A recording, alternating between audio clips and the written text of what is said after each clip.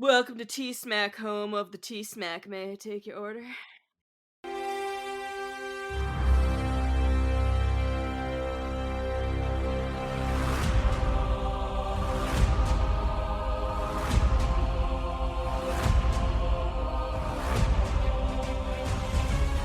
Hello there, and welcome back to an all-new episode of Talking Smack, where we talk superheroes, movies, animation, comics, and much, much more. I am your host, Josh Scar, and joining me as always is the baldest little kitty cat you'll ever see, biggest kitty cat you'll ever see, but he's basking in some sunlight, and I can tell he loves it. Alex, how are you doing?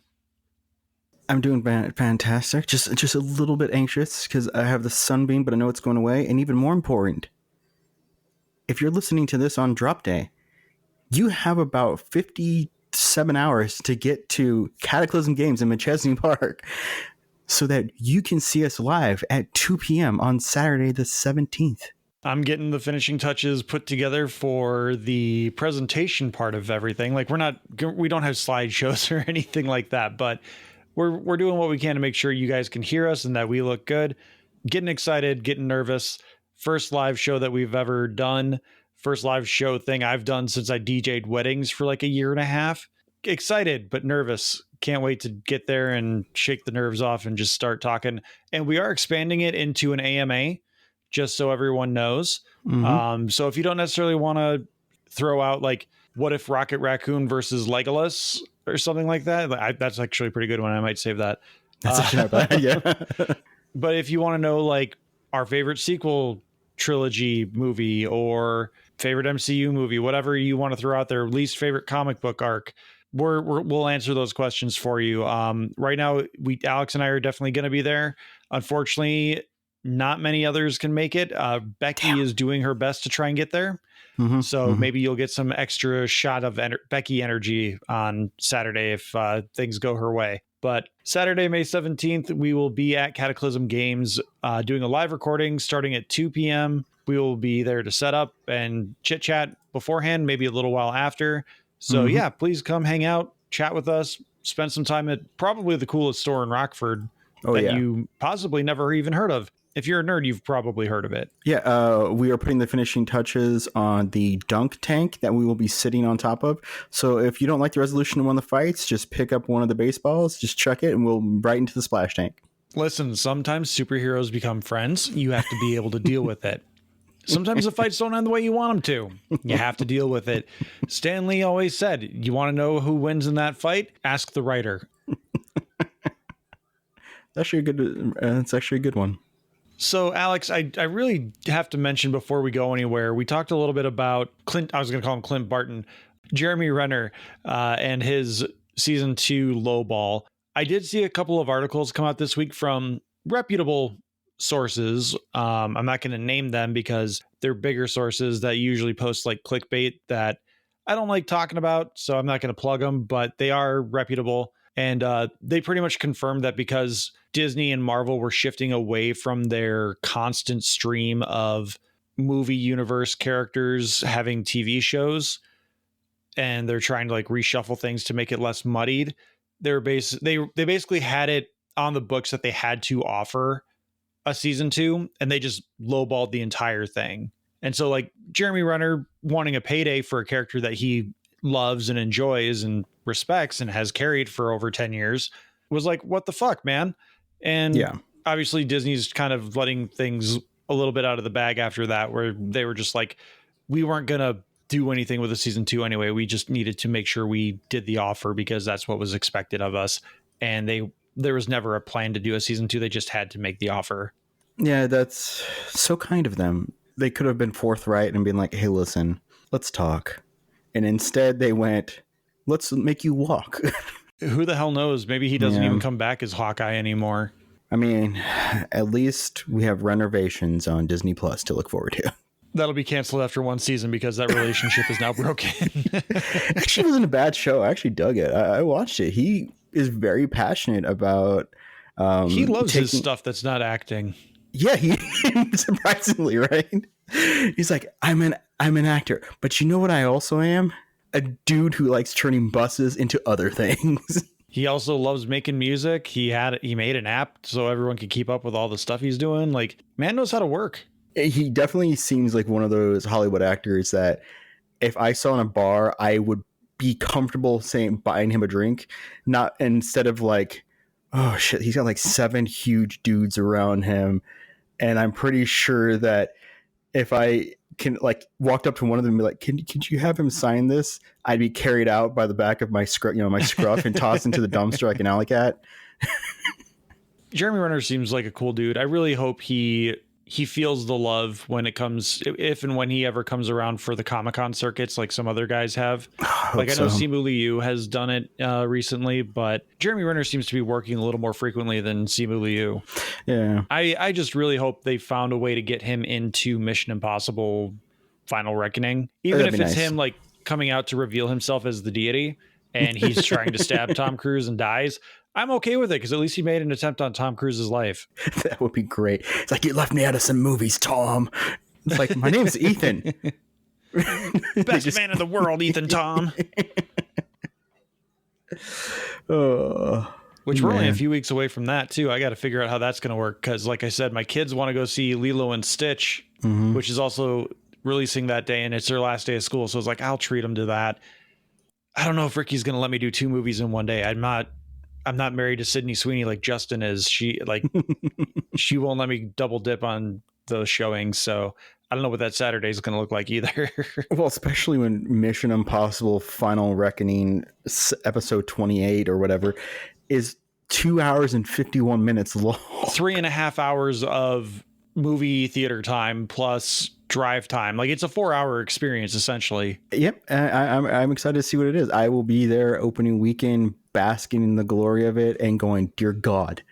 You know whose glory we love to bask in? It's the lovely Dan from Casting Views. We're going to hear from him, and we'll be right back with a very fun... I screwed up the intro. I'm going to have to do something different when we come back. We're going to hear from Dan, and then we'll come back. Fancy taking a humorous trip down a random topic each week? You do? Well, you're in luck. Casting Views, presented by me, Dan, and a host of guests, bring you just that.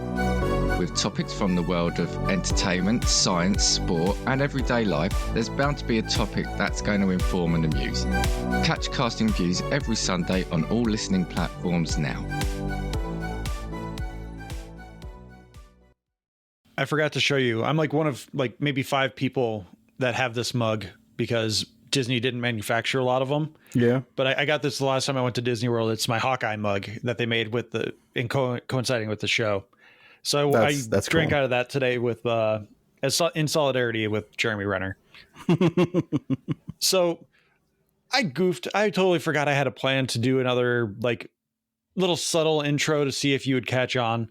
That was instead of doing hello there, welcome to Talking Smack, because I like doing the Obi-Wan Kenobi hello there.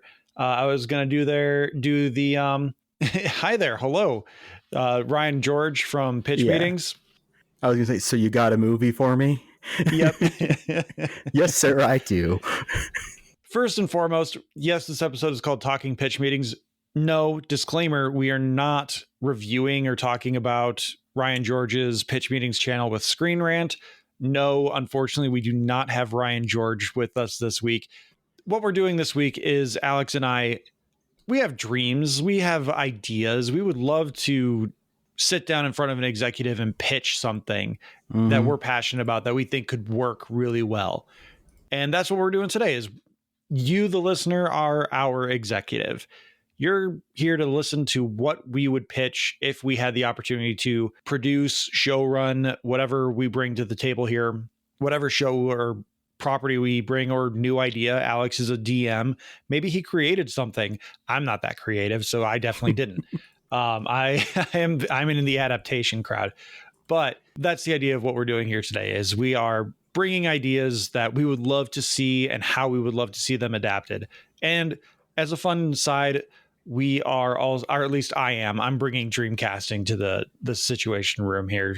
So like if they were like, this sounds great, who do you have in mind? I've got lists. I've got priorities and backups. Oh, wow. I'm so in on this. Hopefully I can make it a coherent thing because I don't have my best notes. I just have my cast list. But in the name of fairness, Alex, I'm going to share my screen here. Oh dear. Screen. And we're going to do the wheel of names. And we're going to spin to see who goes first with their pitch. Round and round it goes. And it lands on Alex. Alex, you get to pitch first. Oh boy. Okay.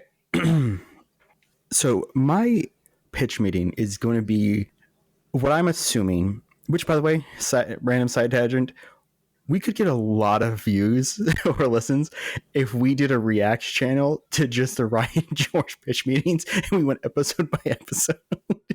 It would be, I was going to mention so this wrong. earlier. I'm so upset that when I was editing last week's episode with the Thunderbolts review, I realized halfway through we didn't even talk about Taskmaster, or barely talked about her. And the thing that I realized in the middle of the movie, but because so many other things were happening in the movie, I forgot to mention it in the review. Why is Taskmaster's mask not bulletproof? She gets shot right between the eyes through her mask, and not even from Bob. Like, that was the thing everyone assumed, is that Bob was going to be the one that killed her because she just wasn't in anything else besides that, the posters and that initial furnace scene. And all of a sudden, like, Ava shoots her with a gun in the head. What the hell? Like, I know she has the Captain America shield, but I would assume Captain America's cowl is also bulletproof. You would think. Russia cheaping out because Red Guardian's new costume looks like shit too. So who the hell knows? But anyway, Alex, let's get back to your pitch. This is my unhinged, like, 5 minutes in an elevator with somebody pitch. So 5 minutes in an elevator with somebody is tight. This is a book called House of Leaves by Mark Z. Delawinski. It came out March 7th, 2000. I have read this book. That book has seen some love. Far too many times. It is beautiful. It is wonderful. It is beat up. I got the 20th anniversary re-release hardcover because, okay, where do I start? So let's just start with some interesting things about the book, and then we will go with the pitch. So the book comes out. It is hardcover. It is printed in multiple typefaces. It is also has multiple colors to it. So the actual book, so the book itself has has three colors other than black and white. The word house is always in blue in a different typeset. The word minotaur is always in red and struck out, including sections of the book that are like struck out are also in red. At one point, the phrase House of Leaves is in the book is in purple, and that is just the colors. So when they release like the pseudo paperback versions, because this is massive and thick, the colors were mostly stripped out other than to be like dark grays. So you had to like look for and get, and so I finally got a reprint, a 20th anniversary reprint that has all the true colors. Because I wasn't spending $140 for a first edition copy unless that copy was signed by Mark Z. Delawinski, which wasn't. Anyone born in roughly our generation who likes intrigue and horror books and early internet probably knows about this book. It is bizarre in that it is the story of Johnny Truant, a guy who works at a tattoo parlor, living next door to a recluse, an older man recluse who's blind, who he kind of runs errands for, and the man dies. So Johnny goes into the book and goes next door because basically he has no last of kin, anything like that, and discovers that the house is filled with writings, books, tomes, and this massive manuscript that that Zampo is his name, has been working on for much of his life. It is not in Braille, it is handwritten. And the manuscript is about the Navidson records. The Navidson records is a collection, is basically a biography of a movie that came out. Which, okay, all right, a blind person like that. But Zampo, has interviewed people, written about it, watched the movie, watch the teasers. Like one is called like Exploration B, which is like a small sample of what happened in the Navidson records. The other is called 5.5 Minute Hallway, which is basically a trailer for this movie. Zampo has been blind since the 1950s. The Navidson record supposedly came out in the late 80s, early 90s, and it gets even weirder from there.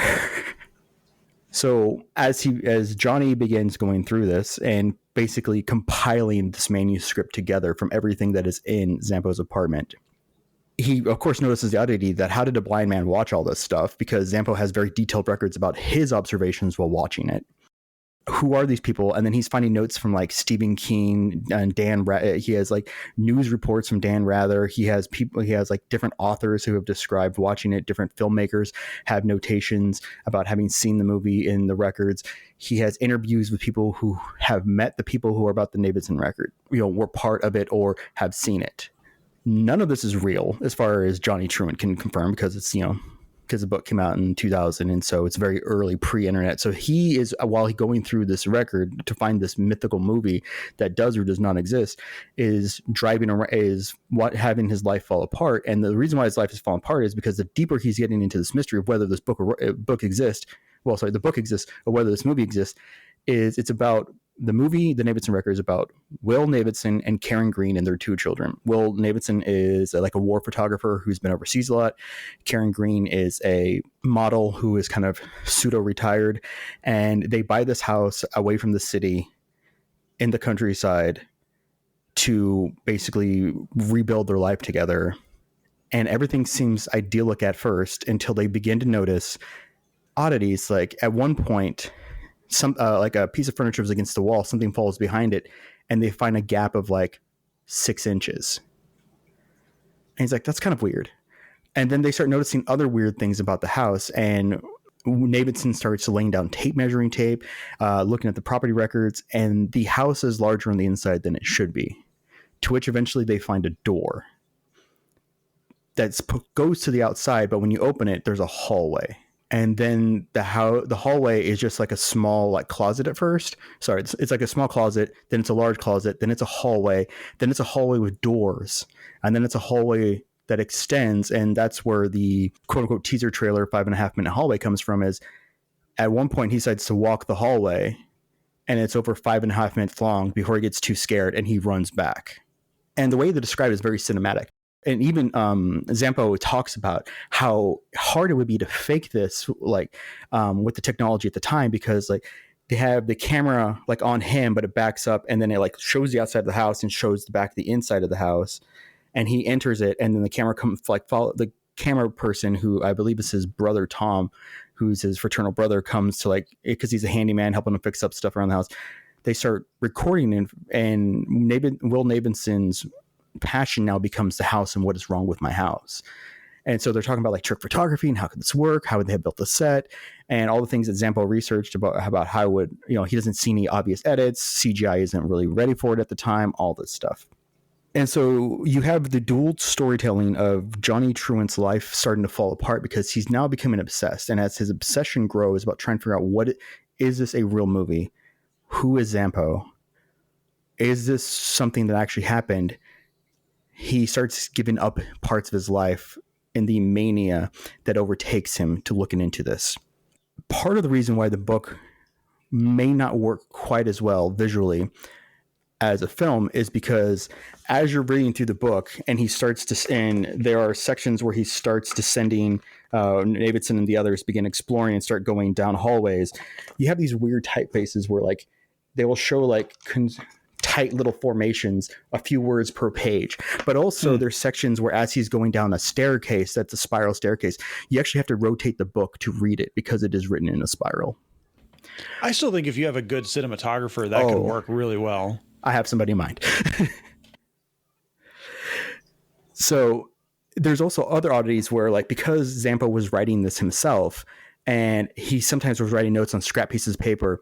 Like you would have like the outside edges of pieces of paper written on, but then like the typeface shows the print of the next page. Now they didn't cut out the book. They just show like the print through. But then when you flip the page, that part of the page is missing because you could have seen it on the beginning portion of the page. So now that next page has like a big square missing from the center. It's bizarre. And what I love about it is that the community around this book is still very hyperactive. There's a community on Reddit that's 31,000 people. Aragon has 67. Spoiler. And and this was like kind of like early days of the internet publicity, where he has his brother Mark Z. Deloninsky's brother is a singer named Poe. Poe put out a companion album to this called Haunted, which includes more themes and foreshadowing of the book. And they toured Borders, which Borders used to be a rival to Barnes and Noble, but no longer exists. And they would tour, and she would sing songs from the album. He would do some readings. One of the songs is called Hey Pretty, and the extended version on the album, he actually reads a passage of the book that ties to why she wrote the song Hey Pretty. And about a year and a half after the book came out, Zelensky released a companion novella to this called The Wallstone Letters, which Johnny Truant in the book talks about his mom, and his mom's in an insane asylum and the letters he gets from her, but some of the printings don't include the letters. Well, this is the companion novella includes all the letters his mom wrote to him. So you have like a nice Reddit, a nice society of people who still discover and read the book and talk about it. You have tie-in albums that are already there. You have a fan base that loves this. And the book's themes of like loss and innocence, maturity, obsession, all build into the exploration, as eventually what happens is the family decides to leave the house because they're like, we have to get out. But then Will Davidson goes back. And I will leave it at that. People should really read this book. So my pitch would be, there's already a fan base. There are already people who can do the music. There's already music that would be involved with it. There's already companion novels that are there. I would like a two-season limited series. It is ultimately a horror novel. And I think when you look at something like Hannibal, Masters of Horror, Ashes vs. Evil Dead, Chucky, if you go beyond 2 seasons, things get pretty wonky as you start running out of like themes, and you start running out of ways to entice the audience. I think the first season would focus on Johnny Truant, the mystery of Zappo, and the beginning explorations of the house. The second season would be the true explorations, because they start hiring people. They hire like a hunter and some other people to inspect the house, but then also like put together a team to go down the hallway, to go down the staircases to see how far they can go. And the last part of the second season would be Davidson's full exploration, going deep into the house. The person that I want for this, to run this, is Brian Fuller. Brian Fuller did Pushing Daisies, Hannibal, the first season of American Gods, Dead Like Me, the first 2 seasons of Heroes. He was a primary writer for the horned rim glasses guy and the cheerleader, Claire, I believe her name is. Yeah, I think so, yeah. And to get Matt on my side, he wrote a few episodes of Deep Space Nine. He was a producer writer of Voyager, and he did the first half season of Star Trek Discovery. Also, the reason why I want to do 2 seasons is Brian Fuller, I love you. I love your work. But networks have a way of either removing you from the show or canceling your shows after about season 2.5. So we're going to get this done. And it can't be set modern day. Modern day, with the obsession of the internet and film trickery, all that stuff. Things get too easy, yeah. It makes it too easy. You need to set this late 90s, early 2000s. You need to hit that like X-Files demographic of paranoia, or early chat rooms, and really do a testament to the age of when this was written, in the spirit of which it was written. I do know this was optioned at one point, but after 3 years, the rights reverted back to the author. And when they did, he released his first 3 scripts for it, and they are beautiful. I love his stuff. He's an absurd writer. Like, his follow-up book was called Only Revolutions, and it was a story. It was like the first half of the book was from a female perspective. The second half is from a male perspective. And when you get to the end of the book, if you just flip open and to the beginning, it just starts over. Like the way he ties it in, that this story can be read either beginning to end or end to beginning, from either the male perspective first or the female perspective. It is just phenomenal. He is obsessive with his work, and I love it. And this was a seminal work for me when I was like 16, when I first read it and listened to Poe, read the book, and it creeped me out so much some nights reading it, that at one point I actually I ended up very much like Johnny Truant, and I took doors off of the closet hinges. Doors off my wall, and I like laid measuring tape down, make sure everything was okay, because that's the way it starts. Is like for him, as he gets deeper into this, he starts realizing measurements are slightly off, and he starts hearing things, and he believes people are following him. That his obsession becomes that obsession, which is also mirrors Davidson's obsession. And I love this thing. It sounds interesting. Not to like get too spoilery or anything. Like, is it more X-Files or what's the other? Twin Peaks. Twin Peaks is a bit more campy, isn't it? Oh man, Twin Peaks could be campy or it could be utterly like horrific. I can't really. David Lynch is a genius, but this is definitely leaning more of the Twin Peaks of like society is slightly off here. But what I also love about the book is that as Johnny Truant's obsessions begin to slip, so do the people around him begin to treat him very differently, and the people who then be entering his life begin to. And so his story mirrors that in many ways of what happens in that household, of when you have a typical normal life and you give away parts and pieces of yourself to follow an obsession to its bitter end. He has a pseudo love interest in it called Thumper, who is, I forget who, I think she's a college student, but he's obsessed with her because she came in one night and had him tattoo a white rabbit near a very special area. They're like, also like, right, the happiest place on earth. And then he finally has like late in the book, he has like a shot with her and he just completely blows it because he's so ragged and lost that any appeal that he had to her or she had to him is like gone. That had been like his like focus outside of like the books, is that like, oh yeah, I like this girl, you know, kind of thing. But it's like half the reason why it ties in so well that I think would do amazing visually is that you could have him like reading, you know, like looking up and finding up that quote from Stephen King, what book it is in, or have like an actual like Stephen King, like find it like what Dateline broadcast it was on and stuff like that. You can make the visual medium, you can build the insanity in it more visually, but also that I think the technology is far enough along that you can do the hallway scenes, the mazes and all that stuff, but you don't have to do it physically. You can do it very dreamlike as well, of this like never ending corridors of wanderings.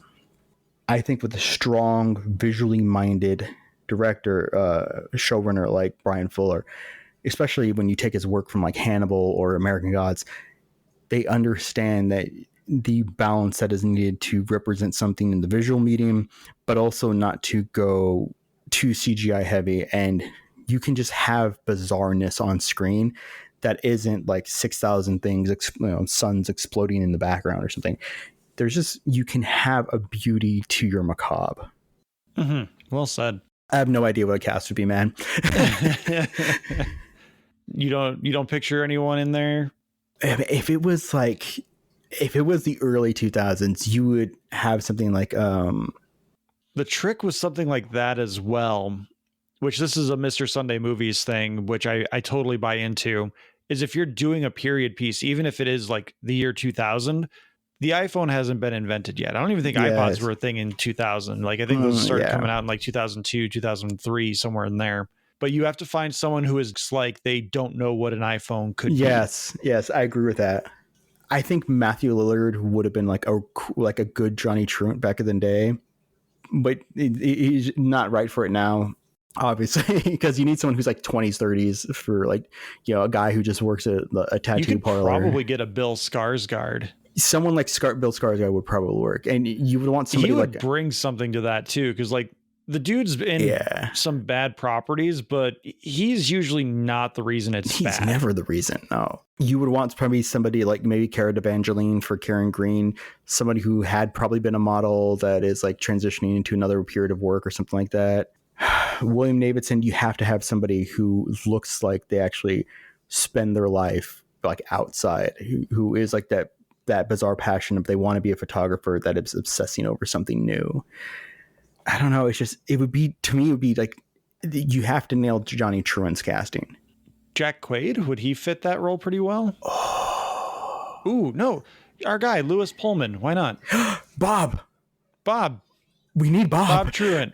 You know, that's Jack Quaid would actually be good for, I think would be good for William Davidson, because he's in his early 30s. He has that kind of look to him where he has a bit of a lived-in look to him.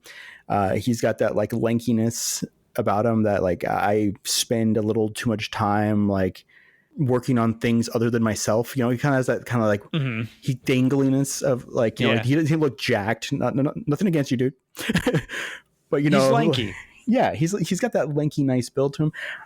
Yeah, that actually might work. Yeah, Jack Quaid and Bill Pullman. Louis Pullman. That. Yeah. Okay. All right. There's our main cast. Now we just need to find an 80-year-old person named Zampo that's blind. Tom Cruise. Let's make him blind. And all right, fantastic. We got Tom. Tom Cruise don't do TV. How dare you? I would love that role to actually be like Anthony Hopkins. Just like get him for like one day. He'd probably do it. Oh yeah, threw enough money at him. But yeah, that's the movie. Just I want so bad to do. And the thing about it is that there's already numerous properties that have kind of like taken a little bit of inspiration from it. PT, that horror Guillermo del Toro. It was a Silent Hill game. They just released it as a demo called PT. Yeah, that is definitely almost verbatim taken from House of Leaves. You're stuck in this wandering property. The house is always changing. There was a movie with Kevin Bacon and Amanda Seyfried that came out a few years ago during the pandemic called You Should Have Left, written by David Kompf. I'm not sure I pronounced his name correctly, but he's the person who co-wrote Jurassic Park, Mission Impossible, Stir of Echoes, Panic Room, all that. It took a lot of inspiration from House of Leaves in that it's about a family going to renting this house, and the house keeps on changing, growing, and stuff like that. A bunch of fans were like, everybody watch this. This is the closest we're going to get to House of Leaves, guys. And it worked in many aspects, but I just didn't have that punch. It was kind of like a horror movie where it's like, oh, this house appeared for them to rent, so they Airbnb'd it, and then things kind of got weird. It was fine, but it doesn't have that obsession, that mystery of what is real, what is not. So if I ever get trapped in an elevator with Brian Fuller, that is what my hardcore press is going to be. Can I please be involved in this somehow? Oh, you will be. I will be there with my book. Yeah. You'll be there to keep pressing elevator buttons. I don't know. Just keep stopping at every level. and the doors won't open. I saw a kid leave and I'm just stuck here now. Yep. What have you got for me, Josh? So I've got an anime series. Anime series. Yes, I know. Shocking for me at this point. So it's a hero's journey kind of story. As I mentioned previously in What You Doing, it's essentially Star Wars with dragons. Oh, okay. That's the elevator pitch. Star Wars with dragons. How's that sound? Okay, great. So you have Aragon, who is this farm boy who has been adopted by his uncle, raised by his aunt and uncle with their son Roran. Uncle Garrow's wife passed away years ago, so it's just Garrow, Roran, and Aragon. Aragon is out hunting because they live on the outskirts of their town, and he's hunting in these mystical woods that are part of this mountain range called the Spine, which is in the northeast of this mystical land of Allegasia. While he's out hunting, basically like a flashbang goes off, and he doesn't know what's happening, and all of a sudden in front of him is this bright blue rock. He assumes it's a rock. He's never seen anything like it. He goes back home with it. He can't hunt anymore. He's out of provisions. He's got to go back home. So he's like, no one's ever seen this before. Maybe I can get a few gold coins for it and sell it and buy some meat. So he goes to the butcher, says, hey, what will you give me for this? The butcher says, where'd you get it? Aragon admits he found it in the Spine. And the butcher says, get it the fuck out of my store. The butcher has a dark history with the Spine. He wants nothing to do with anything that comes from the Spine. Kindly older man from the town sees Aragon, buys him some food from the butcher, says, let's have that rock looked at when the traders come by. All right. A trader who specializes in like jewelry takes a look at it a few weeks later, and he's like, I don't know what the hell this thing is, but it's hollow. Rocks aren't hollow. Uh-huh. So Aragon's really weirded out by this. Then one night he starts hearing a crash and he realizes that his rock is breaking. Out pops a dragon. He touches it, and then his hand starts to burn. Okay. All of a sudden on his hand is this sigil that glows whenever he is near his dragon or whenever he's near something that's like magical. Now all of a Okay. sudden the empire that rules over the land is after him, and they send these two creatures after him called the Razak. They're these hideous bug people, and there's only two of them, and they have these giant mounts that look like pterodactyls but thicker that they Okay. ride. Aragon gets picked up by the local storyteller named Brahm, who is basically Obi-Wan Kenobi. I was about to ask that. Brahm has a deep, dark secret hidden in his past, and he is teaching Aragon about the dragons, and he is going to bring him to the Resistance because, as now a dragon rider with a dragon, Aragon is the new hope for rising above the Empire, which, yes, again, we know this is Star Wars. How big is this dragon? So from the time they hatch to the time they leave, the town is called Carvajal. Mm-hmm. There's a few months. When she hatches, she's about the size of like a ferret. Okay. Very cute, very tiny. Teeny. And then Aragon like hides her in a tree so that he can kind of just go off and sneak away and spend some time with her, because part of the mysticism of the Dragon Riders is the minute they touched their dragon for the first time, they are immediately bonded. They share a consciousness, essentially. Like they're still individual people, Mm-hmm. but they can communicate telepathically with each other. All right. Voiceover opportunities. Yes. But over the course of these months, Saphira, the dragon, becomes about as big as like a horse, and then even bigger by the Nice. time they leave. Like she's big enough that he can ride her once the Razak show up in town. Okay. And she's gonna continually get bigger throughout the show, even throughout the season, not just like she's stagnant and then in between seasons she gets bigger. Like, no, she's growing constantly episode to episode. The way I have this show envisioned is one season per book. So there's 4 books. There is a 5th that is a tie-in that takes place with the Han Solo style character, Murtagh. Mm-hmm. I would say 4 seasons.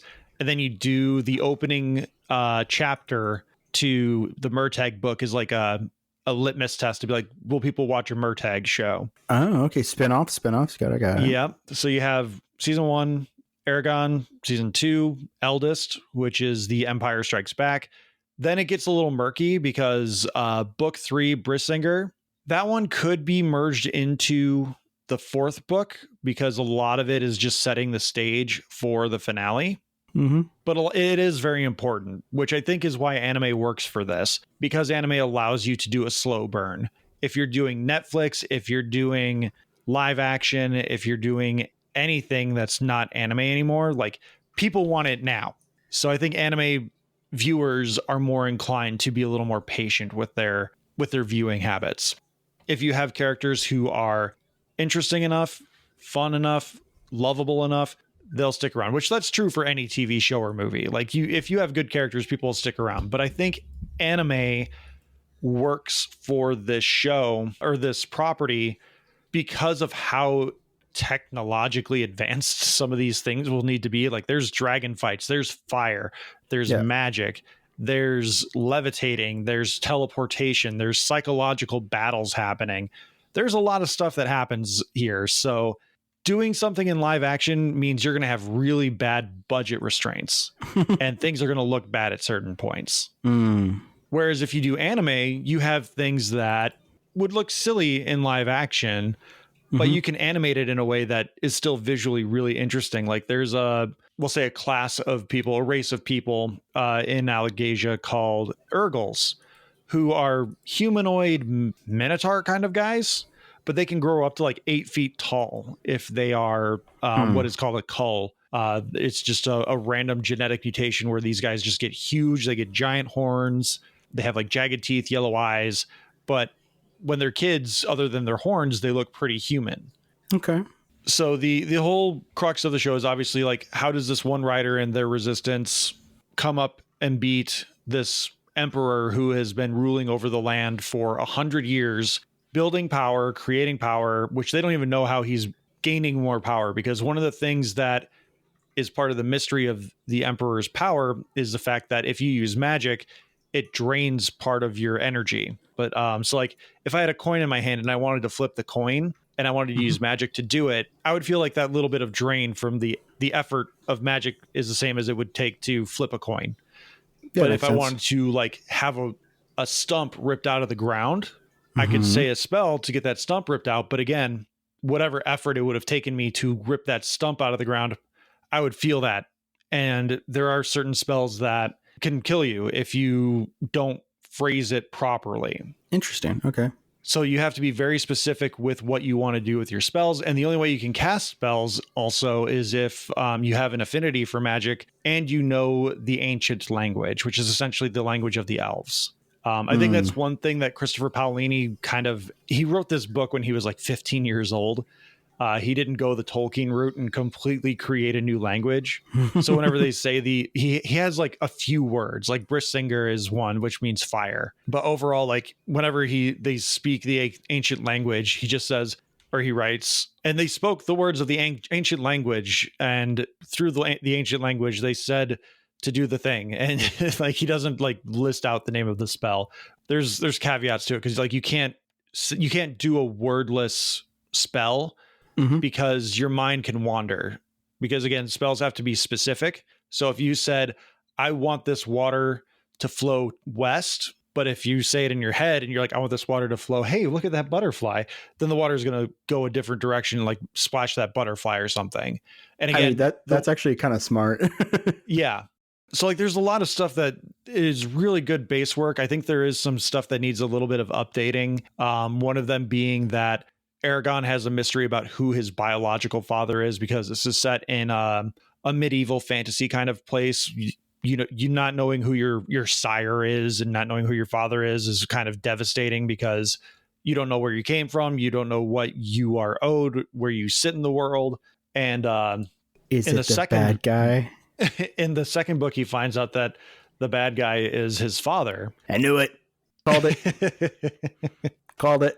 Second book, is it? I'm going to try to picture it. Are they on like some kind of platform overlooking like a deep canyon? Is a hand lost during this battle? No hands are lost. Oh. But there is almost like a Mustafar kind of setting to it. Nice. It takes place in a battle called the Burning Plains. So by the end of the second book, Aragon sits down with his cousin Roran, and he has a heart-to-heart with his cousin about who his biological father is, but he's like, fuck that noise. Garrow was my dad. I was so stupid to not realize that I had a dad this whole time, and it was Garrow. And Roran was kind of like, nah, dude, right? What? He's my dad. And then Aragon drops a Star Wars. He's like, you know it to be true. And he's like, yeah, I suppose. Okay, so 4 seasons for an anime. Solid. And spin-off potential. All right, I like it. I like what I'm hearing this far. Now, the question is, how pretty are the dragons? And is there more than one? So Saphira is the most beautiful dragon. She's blue. She's shimmery. There would be a total of 4 dragons technically. There would be blue, red, gold, and green, and black. 5. But then there's also caveats, because the dragons have what is called the Heart of Hearts, which, spoiler alert for the Aragon books, dragons can give up their Heart of Hearts, also known as the Eldunari, that essentially is a secondary egg that they have inside of them, and they can expel it, and it will basically maintain their consciousness forevermore.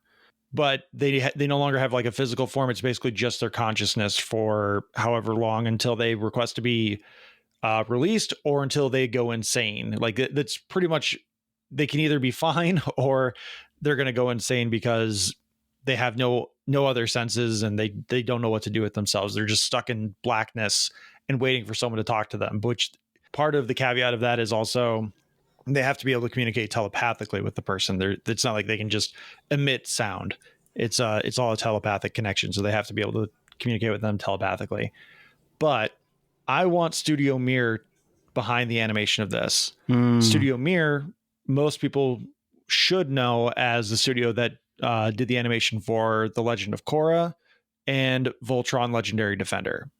They're not exactly anime per se, but they're anime adjacent at the very least. Mhm. They do some incredible animation, and I think all their animation is very consistent. It's not like, and I'm not throwing shade at that time I was reincarnated as a slime, but like their dragon animation is computer generated, whereas the rest of the 2D animation looks very different from what the 3D animation is for the dragon.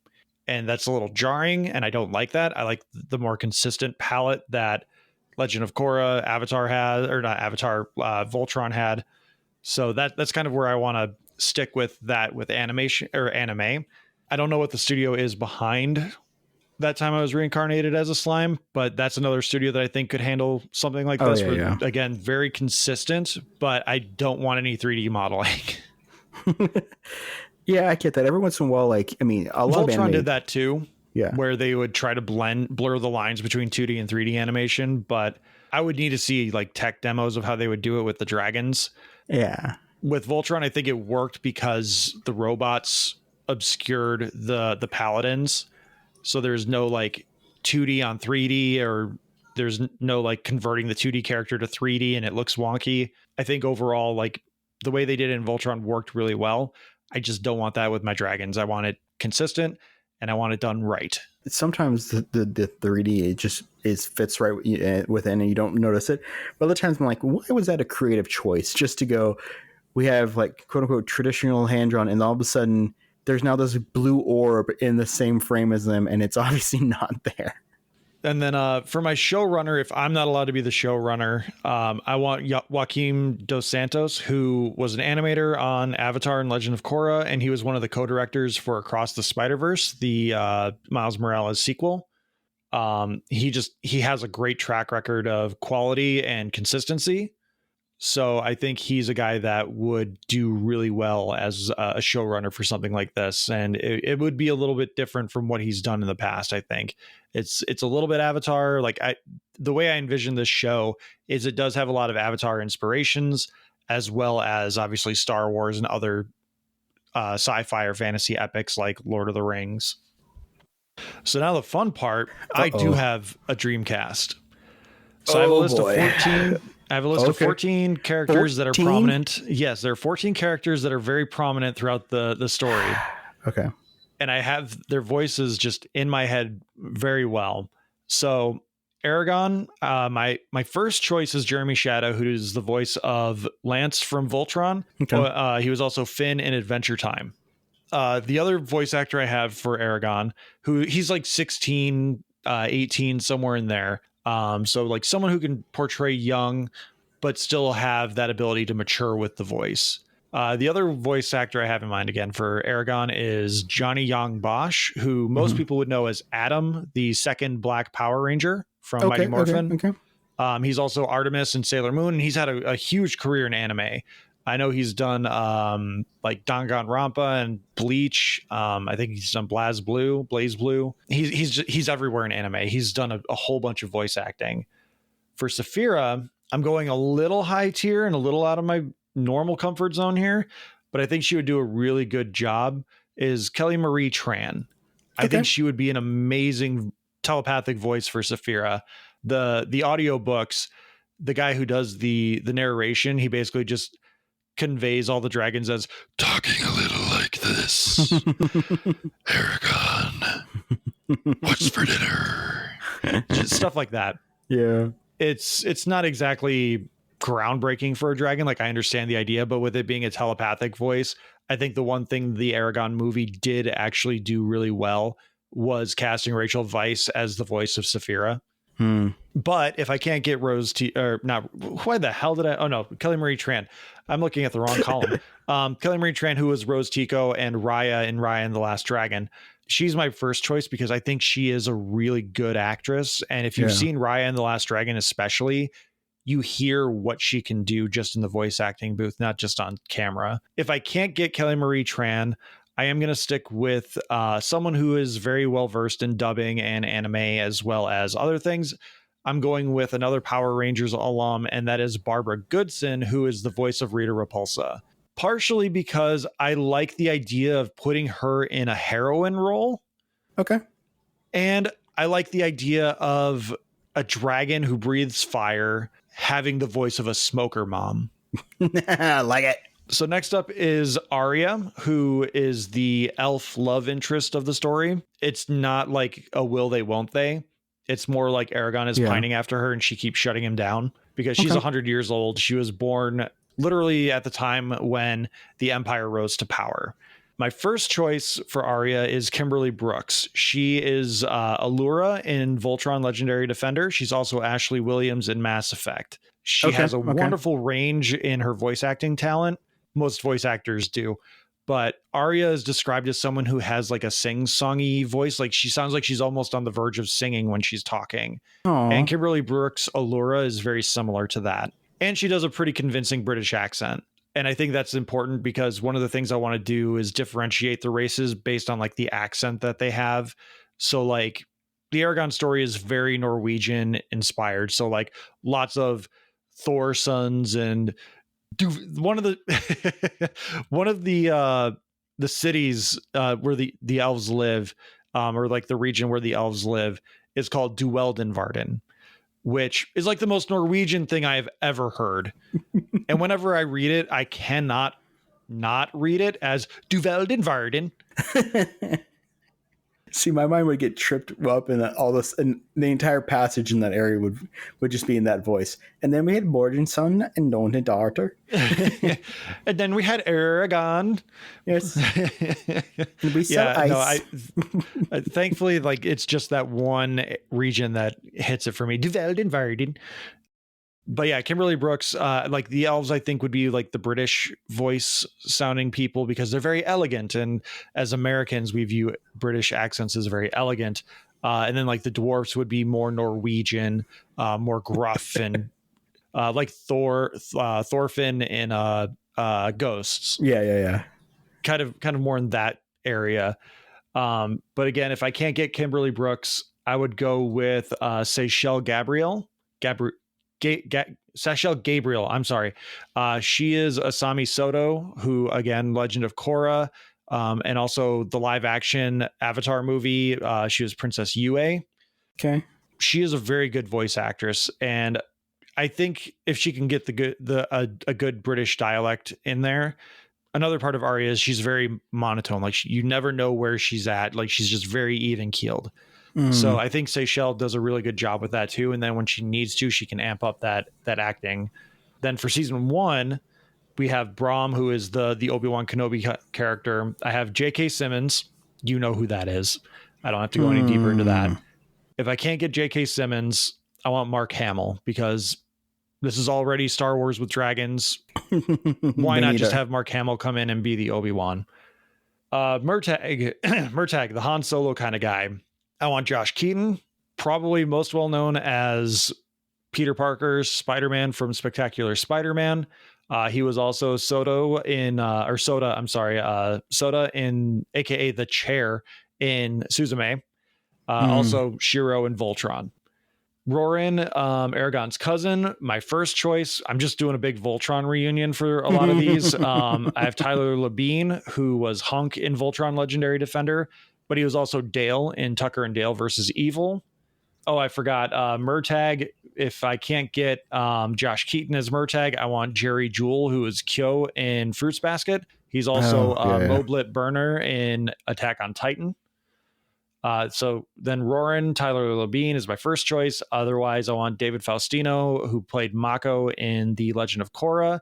And he was also one of the Cavans in the 80s and 90s Gummy Bear cartoon. Yeah.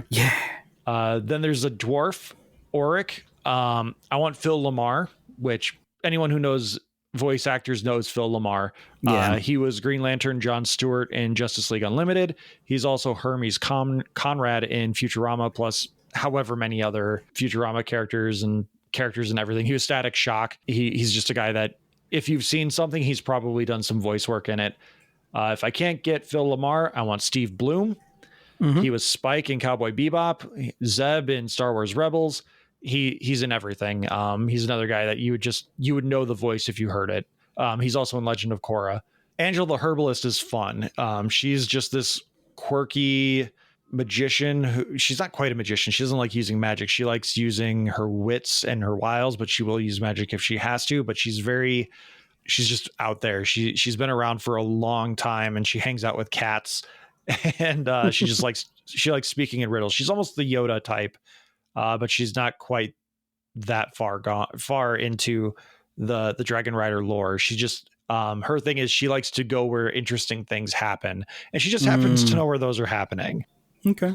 So for that character, I really like the idea of giving them like the Valley Girl accent and just, like, oh my God, but doing it in a way that's also still blends in with the world. So I have Laura Bailey, who again, most people should know. She's Imogen Temelt in Critical Role. She's also Toru Honda in Fruits Basket. And I think she was Abby in Last of Us Part 2 in the video games. I think she would do a really great job. If I can't get her, I want Amanda Lee, who is Maureen Kitagawa in My Dress Up Darling. Yeah. Now for the part I know you'll like, Alex. There's a species of cats called weircats who can transform from people into cats. They're larger cats, but they're shorter humans. They look almost like not toddlers, but like 10 to 12-year-old kids. The main one that we talked to throughout the series of books is a cat called Solemn Bum. In the audiobooks, the narrator does a pretty good job of making it almost sound like they're talking through a purr. And I like that idea. Oh. Like there's one, I have a line of dialogue that I just have stuck in my head where the leader of the Weird Cats introduces himself and he's like, my name is Grimmer. And everyone's like, Grimmer? No, Grimmer. And like there's like 2 or 3 times where they're just like, Grimmer. No, Grimmer. I like the idea of that, but for Solemn Bum, I want Rice Darby. He's Nigel in the Jumanji sequels. He's in Flight of the Conchords. Again, Voltron Legendary Defender. He was Koran. If I can't get him, I want Jim Cummings. Everyone knows Jim Cummings, Winnie the Pooh, Pete, Darkwing Duck, everyone from your Disney afternoon goodiness. Next one is an interesting character. She doesn't really show up until the end of book 1, but she's a baby. And then she shows up again in book 2 and she's still a baby, but she has the body of like a 4-year-old and the mind of like an elderly woman. Weird. Because she is inadvertently cursed by Aragon. He asks her to be shielded from like bad things, but because again, magic has to be done specifically, he accidentally says something wrong and he curses her to be a shield for the people around her. Oops. So she is feeling everything that's happening around her. If someone's in pain, she feels that pain and she has to try and do everything she can to help them with their pain. If she can take on their pain, she will. And like through all of this torture that she's experienced as a literal infant, she has like forced herself to grow up so she can try to emotionally comprehend what's happening. She's described once she is older, when she quote unquote older, she's barely even 1 by the end of the actual books. Oh. But she's described as someone who, as a child who has the voice of an older person. For this character, I have Cree Summer. She's a voice actor who everyone should just know. You've heard her work everywhere you've gone. For her notable roles, I have her as Elmira from Tiny Toons. She was also Kida in Atlantis, The Lost Empire. If I can't get Cree Summer, I want Colleen Klinkenbeard, who was Akito in Fruits Basket. She's also Lilith in the Borderlands games. Okay. Now for even more fun stuff. Galbatorix, the king, who we really only get glimpses of in the last book. We get a little bit of him in the end of book 3, but it's only his voice. I want Matt Berry as the voice of the Emperor, because the Emperor's voice is described as someone who, what they're spewing is bullshit. Yep. But you can't not want to hear them talk. There's a quality to their voice where you're like, I need this person to like me and I need to do what they ask. And I think Matt Berry encapsulates that wonderfully, and I think he could pull off a calm psychotic without even trying. And Matt Berry has a beautiful voice. He sure does. I can't hear anything else with it, but if I had to, this is one of my wild cards. Galbatorix the Emperor. I would have the narrator of the audiobooks for the Inheritance Cycle come back, Gerard Doyle. I really can't hear anyone else do the voice besides Matt Berry or him. I don't know who else could do it. I'm sure there are people out there that could, but if this is me casting, I would have my producers or whoever call him in. And then the last few are just random guys. Nargarjvog is one of those Urgle guys. He's a cull. He's a weird ram person. Fred Tatasaur is who I have. He's the new Frank Welker. Basically, if you need animal noises or just weird noises and deep growly voices, he's also the Hulk in all the Marvel animated shows. That's Fred Tatasaur is who you go for, and that's exactly what Nargarjvog is. If I can get to him before he's dead and Fred Tatasaur is not available, I want Frank Welker because he was the Fred Tatasaur before Fred Tatasaur came around. Glader, I want Steve Bloom. I know I already said him as my backup for Auric, but Glader is the Gold Dragon, and that's just a voice that I think needs to be heard, is Steve Bloom as a dragon. If I can't get him, I want Kevin Michael Richardson, who most people would probably know as Cleveland Jr. Yep. He's also the Maulers in Invincible. He has that deep voice. He also had a guest appearance in an episode of How I Met Your Mother. It's the episode where Barney and Marshall are texting Ted, pretending to be a girl. He shows up and he's like this deep voiced man who like threatens to beat them up, and then he just reels out a poem about how much he misses Ted, even though they literally just met, pretending to be the girl. And then the last character that I want to talk about is Thorn, which in the initial run of books, Thorn really only speaks to Aragon, and we only hear him talk through the narration of the story once. And Thorn's thing is he's the Red Dragon. He is months younger than Saphira, but through Galbatorix's magic, he has been force growing him. So he's been accelerating his growth. So even though he is technically larger than Saphira now, he is inexperienced. He's younger. He doesn't have the same emotional compatibility that Saphira has. Thorn has just been thrust into this role of the Emperor's sword, essentially, because he's a dragon that has hatched. I think it would be really funny that this young dragon who has been force grown has the voice of a child. And so I want Tara Strong to do her Timmy Turner. Wondering when that name would drop. And I knew I was trying to stay away from it, but then when I was thinking about Thorn and how we don't hear him talk until the very end, I just thought it was really funny to have this giant dragon where all the other dragons around him are going like, Thorn, you will be forgiven. And then you have him like, green moose guava juice, I don't know what to do. I don't know, internet. Like just this small voice coming out of this giant hulking dragon. So I stuck with that. And if I can't get Tara Strong, I want Brittany Karbowski, who, Alex, you would know as the voice of Rimuru, the slime from the time I was reincarnated as a slime. I love Rimuru. Rimuru is the best. I could literally probably draft out my seasons if I really had to.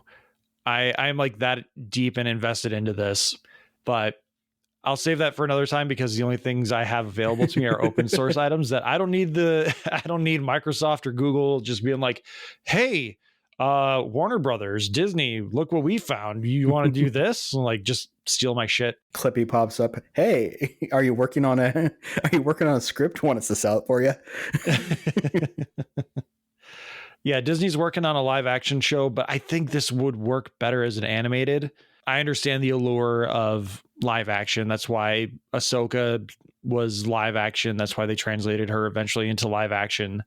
It brings in more money. It's not viewed as kiddie and everything like that that comes with it as animation. But I think part of the problem that Disney's going to run into, especially if they stick with like the the Percy Jackson route with like the bloodless violence and just sticking with themes. This book, these books are bloody and gory. Like they go full Lord of the Rings in moments where guys get swords straight through the head. Like there's a moment where a guy is literally just doing his job working security at a gate. He's like, who goes there? And the next thing that happens is a spear comes through the viewpoint and he gets a spear through the face. Guys get their hands lopped off, but through magic they can reattach them. There's a lot of violence in this series, and I think that doing an anime, or at least a more adult animated series, even though there's no swearing, you don't want to lose that violence, because that's part of the story of this, is the horrors that like empirical reigns and evil people create havoc and cause good people to do bad things, and all those sort of themes. It's kind of important. So if you have these live action shows that are meant to be appealing to kids 8 to 14, this really isn't it. There's a lot of violence. You don't want the teeth removed from it. Just because it's, a YA book or something like that, doesn't mean you have to make it toned down for 10-year-olds. Exactly. So yeah. And anime does a really good job of being able to mix that all about. Like, I love reincarnating the slime. I would say that's appropriate for most ages. It's a little gory here and there, but it's a little gory, overtly sexual, but I mean, come on. We had Tom and Jerry growing up. And we look got at Tiny Toons and Animaniacs, like they're Minerva Mink alone. Like, you can't say that was appropriate for kids looking back at that. Heck, they've censored Who Framed Roger Rabbit for Disney Plus. Facts. Yeah. If there are any studio executives that can hook us up and get us in a room with someone, we'd love to pitch these again, because I could lay out a story. Give me the time to do it. I could lay out the story. I could write the scripts. I would just need the time and the money and the authorization from the Christopher Paolini estate. Exactly. And Mark C. Delowinski and Poe, I would love to meet you all. I love your work. Same to Christopher Paolini. I would have to bring Rebecca along, just so everyone knows, because she loves these books more than I do. I would probably have her proofread my scripts just to make sure I was doing everything justice. Oh, the red pen's coming out. With that, Alex, let everyone know where they could pitch us their dream projects, or just join in on the conversation. That would be Saturday at Cataclysm Games at 2 p.m. in McChesney Park, if you're in the Illinois area. If you're not in the Illinois area, that would be our Discord. Link is down below, tsmackpod@gmail.com, where you can see Matt and I talk around each other as we both argue about why the hell are games going to be $100. Dear and Lord. Matt holding out hope that they're not going to be, but knowing deep down that they are. Nintendo started it. You can find the link to our Discord in the episode description below. You can follow us on all the social media platforms at Talking Smack Pod. We are on Blue Sky, Instagram, Threads, Hive Social, Facebook, YouTube, and TikTok. Email us your thoughts, questions, reviews. There's still time to get Smackdowns in. If you want to participate in the AMA, send us your questions. Email us at tsmackpod@gmail.com. Thank you to Leo Allen for our musical themes, Beppo for our original avatars, Retro AL Studios for our Ricky avatar. Hey, Joey Fitzgerald, you're a wonderful person, and I love you. Thank you for your thumbnails, and thank you for your... That's a weird phrase. Thank you for making our thumbnails. Maybe you have nice thumbnails. I don't know. They're lovely. Almost as lovely as the lovely Dan from Casting Views, which you should also listen to. But please like, subscribe, rate, review on your podcatcher of choice. Thank you, Alex, for being here. Thank you for sharing your pitch. Thank you, everyone, for taking the time to listen. Take care. But I think there's one other thing people should be doing, Alex. What should they be watching? Watch Brian Fuller's Star Trek. Who loves T-Smack? I love T-Smack. Is it true? Mm-hmm. I do. Ooh.